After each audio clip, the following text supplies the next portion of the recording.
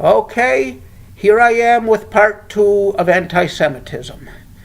And this is the main point that I'm getting to here. Now, this wishy-washy condemnation that lumps anti-Semitism with racism, even though they are two entirely different animals, is totally unacceptable. The fact that they had the actual utterer of these remarks take part in drafting this watered-down resolution condemning bigotry of every kind, including lactose intolerance, is itself offensive to Jews. And I believe we have a right to say whether or not we're offended, just as blacks have a right to say whether or not they are offended, or Muslims for that matter. Now the question isn't whether or not we're offended, it's whether that offense is justified. And I would say it's not only justified, but has been compounded. I'm no big fan of Chelsea Clinton or the Clintons in general. I think they are horrible people, but let's be fair to Chelsea.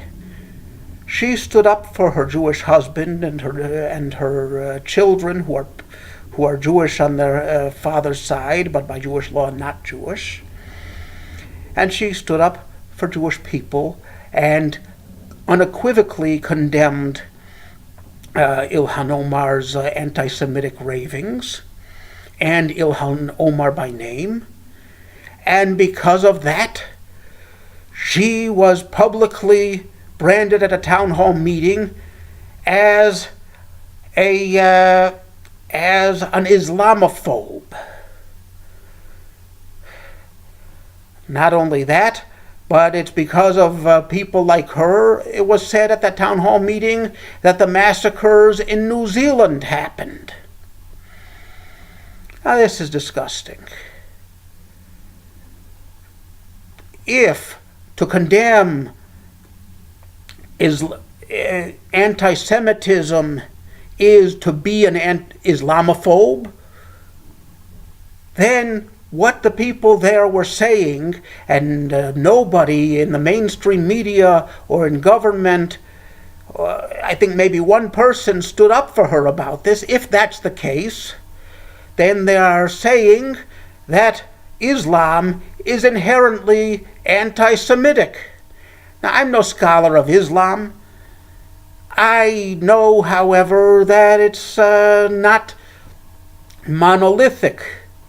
There are Muslims who are rabidly and violently anti-Semitic, and they do say that they do so based on the teachings of the Hadith and Sharia and the Quran.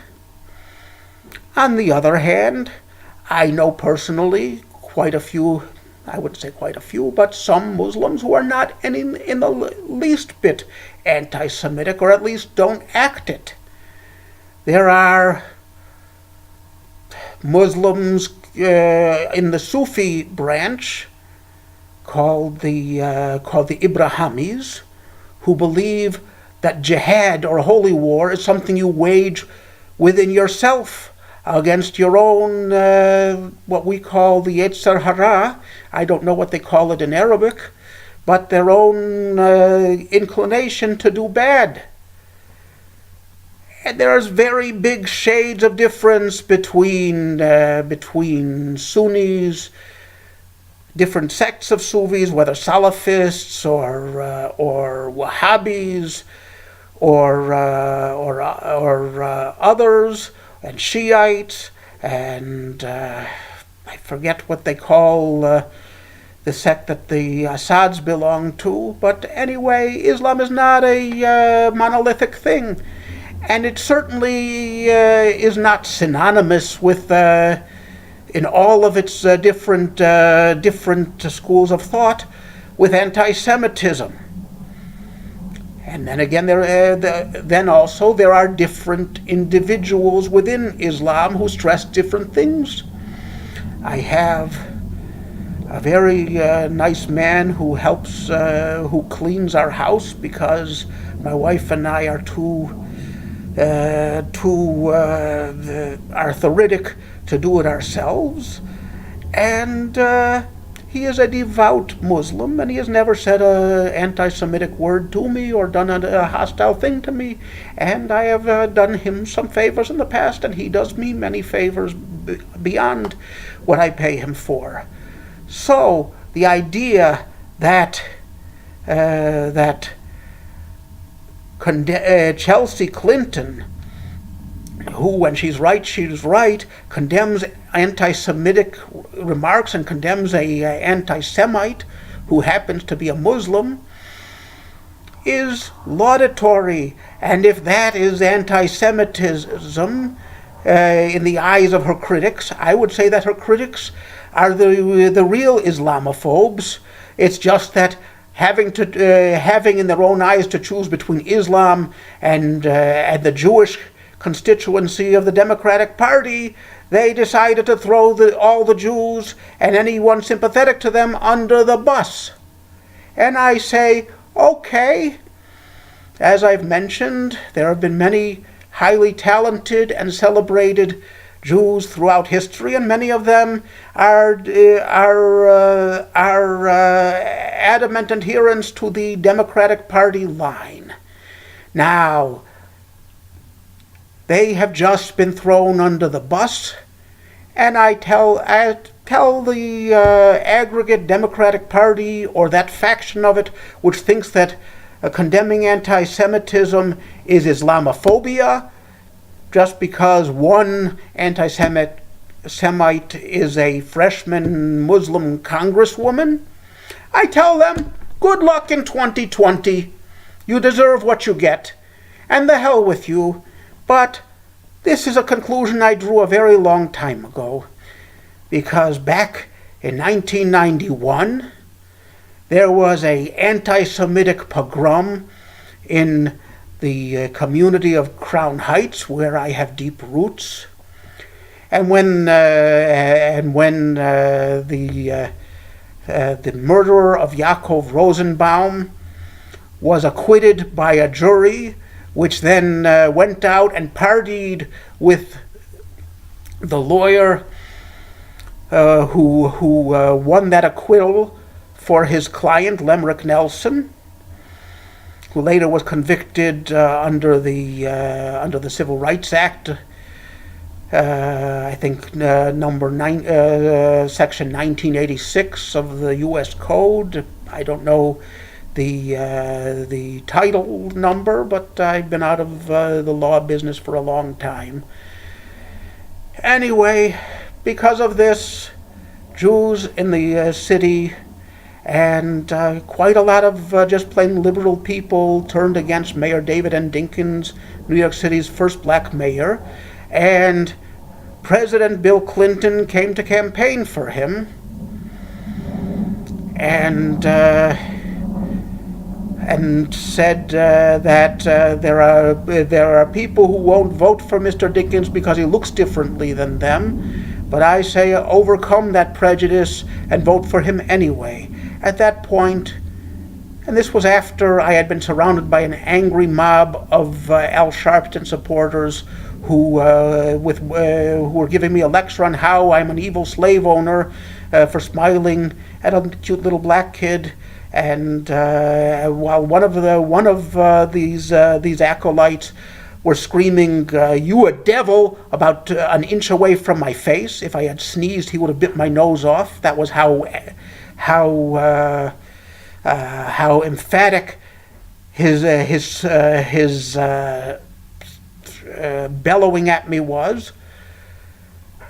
But what really took the scales from my eyes and drove me away from ever voting for Democrats again ever was President Clinton's disgusting presumption that if you didn't vote for David Dinkins, it was because you were a racist. Plenty of people did vote for Mayor Dinkins in the first go, but because he was a very bad financial manager of the city, and because after the Limerick Nelson fiasco and the horrible verdict and the jury going out to party with the accused and his lawyer. He opined publicly that justice had been done.